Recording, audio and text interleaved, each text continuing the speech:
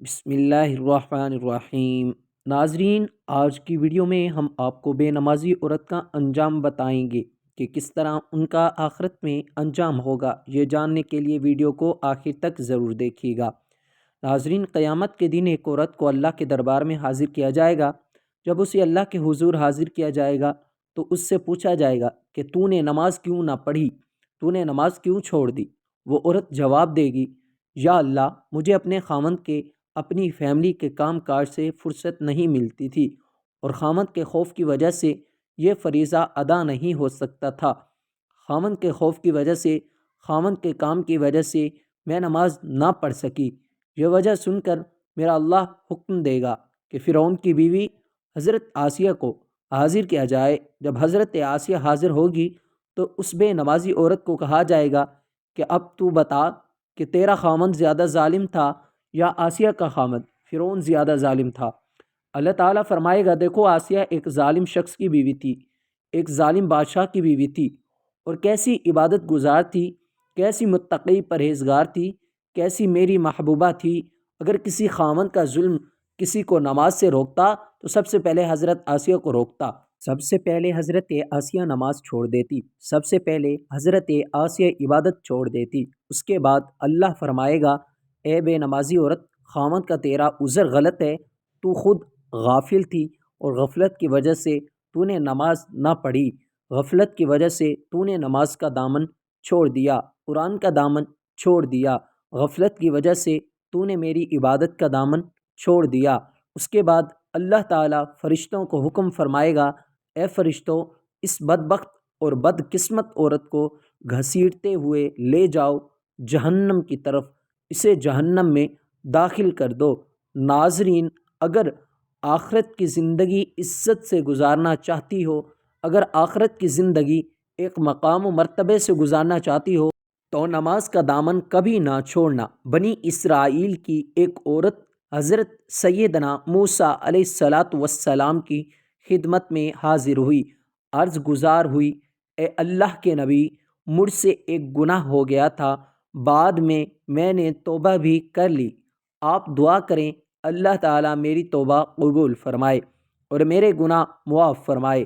حضرت موسیٰ علیہ السلام نے پوچھ ہی لیا، اے خاتون، تجھ سے کون سا ایسا گناہ ہوا ہے، کون سی ایسی غلطی ہوئی ہے، کون سی ایسی خطا ہوئی ہے جس کی دعا کرانے تو اتنی دور سے میرے پاس آئی ہے؟ وہ بنی اسرائیل کی عورت کہنے لگی، اے اللہ کے نبی، مجھ سے گناہ یہ ہوا تھا کہ میں نے زنا کیا تھا اور میں حاملہ ہو گئی تھی، حاملہ ہوئی، مجھ سے ایک بچہ پیدا ہوا تو میں اپنے اس گناہ کو چھپانے کی خاطر، اپنے اس غلطی کو چھپانے کی خاطر میں نے اس بچے کو قتل کر دیا اور میں نے اسے مٹی کے سپرد کر دیا، یہی مجھ سے گناہ ہوا۔ اے اللہ کے نبی، آپ دعا کریں اللہ تعالیٰ میری توبہ قبول فرمائے اور میرے گناہ معاف ہو جائیں۔ اللہ کے نبی نے جب سنا کہ اس عورت نے یہ کام کیا ہے جس کے سبب ایک بچہ پیدا ہوا، اس عورت نے اپنے اس گناہ کو چھپانے کی خاطر اس معصوم بچے کو قتل کر دیا۔ ایک انسان کا قتل پوری انسانیت کا قتل ہے۔ ناظرین، حضرت موسیٰ علیہ السلام یہ سن کر جلال میں آ گئے۔ آپ نے فرمایا، اے بدبخت عورت، یہاں سے نکل جا، یہاں سے دفع ہو جا، تو نے ایک معصوم بچے کی جان لے لی ہے، تو نکل جا یہاں سے، کہیں ایسا نہ ہو آسمان سے آگ اترے اور تیری نحوست کے سبب ہم سب کو جلا کے راکھ کر دے۔ جب اس عورت نے دیکھا اللہ کے نبی جاہو جلال میں آ گئے تو وہ عورت ٹوٹے دل کے ساتھ وہاں سے اٹھی، گھر نکل گئی۔ جب یہ عورت ٹوٹے دل کے ساتھ وہاں سے نکلی تو ادھر سے حضرت جبرائیل علیہ السلام حاضر ہوئے وحی لے کر۔ اے اللہ کے نبی، اللہ فرما رہے ہیں کہ اے موسیٰ، تو نے توبہ کرنے والی کا دل کیوں توڑا؟ تو نے توبہ کرنے والی کا دل توڑ کر خالی ہاتھ واپس کیوں بھیج دیا؟ کیا تو نے بھی اس عورت سے زیادہ بدتر گناہ کرنے والا کوئی نہیں دیکھا؟ کیا تو نے اس عورت سے بھی زیادہ گناہ کرنے والا نہیں پایا؟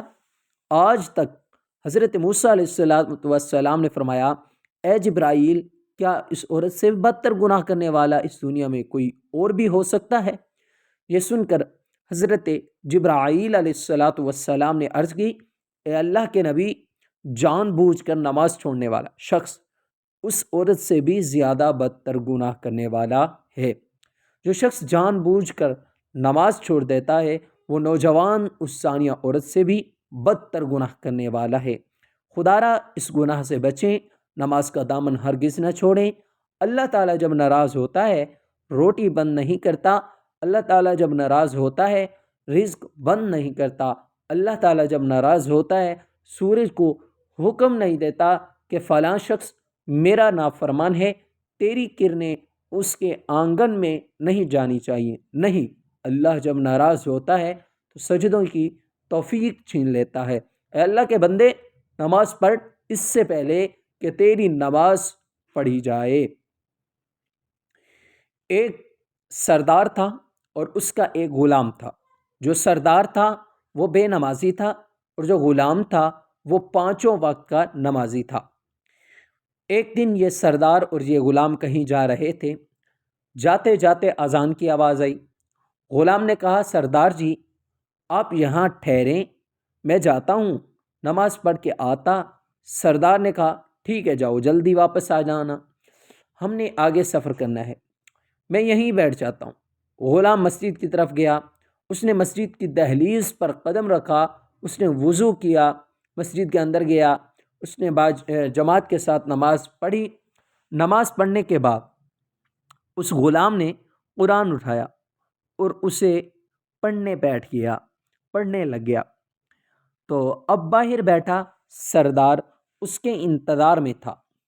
سارے نمازی نماز پڑھ کے واپس چلے گئے لیکن غلام باہر نہ آیا۔ جب وہ سردار باہر بیٹھا بیٹھا تھکا تو آہستہ آہستہ اٹھا کہ جاؤں پتہ کروں کہاں رہ گیا ہے۔ وہ سردار اٹھا اور مسجد کی دہلیز پر اس نے قدم رکھا جہاں مسجد کے جوتے پڑے ہوئے ہوتے ہیں، وہاں آ کے رک گیا، اندر نہ گیا۔ آوازیں دینے لگا، غلام کہا رہ گیا ہے، سارے نماز پڑھ کے واپس چلے گئے ہیں، تیری ابھی تک نماز ختم نہیں ہوئی، جلدی باہر آ، ہم نے آگے سفر کرنا ہے۔ جب اس سردار نے بار بار غلام کو آواز دی تو غلام نے اندر سے قرآن پاک بند کیا اور کہنے لگا، سردار جی میں کیا کروں کہ جو خدا تجھے مسجد کے اندر نہیں آنے دیتا وہ خدا مجھے مسجد سے باہر نہیں جانے دیتا۔ اے اللہ کے بندے، نماز پڑھ اس سے پہلے کہ تیری نماز پڑھی جائے۔ محترم ناظرین، ایک شخص حضرت سیدنا علی المرتضیٰ کے پاس آیا، کہنے لگا، یا علی رضی اللہ تعالیٰ عنہ، میں نے آپ کے بارے میں کچھ سنا ہے۔ کہا جی کیا سنا ہے؟ کہا جی میں نے سنا ہے کہ آپ اللہ سے باتیں کرتے ہو اور اللہ آپ سے باتیں کرتا ہے۔ آپ نے فرمایا، تو نے بالکل بھی ٹھیک سنا ہے۔ کہا وہ کیسے؟ آپ نے فرمایا، جب میرا دل کرتا ہے کہ میں اپنے رب سے بات کروں، میں اپنے اللہ سے بات کروں تو میں نماز پڑھنے لگ جاتا ہوں، اور جب میرا دل کرتا ہے کہ میرا اللہ مجھ سے بات کرے تو میں قرآن اٹھاتا ہوں، پڑھنے لگ جاتا ہوں۔ حضرت سیدنا علی المرتضیٰ رضی اللہ تعالیٰ عنہ نے اللہ تعالیٰ سے فرمایا کہ اے اللہ، میں تیری عبادت تیری جنت کی لالچ کے لیے نہیں کرتا اور نہ ہی تو جہنم کے خوف سے کرتا ہے۔ مالک، میں تو تیری عبادت بس اس لیے کرتا ہوں کہ تو لائق ہی عبادت کے ہے، تو لائق ہی بندگی کے ہے۔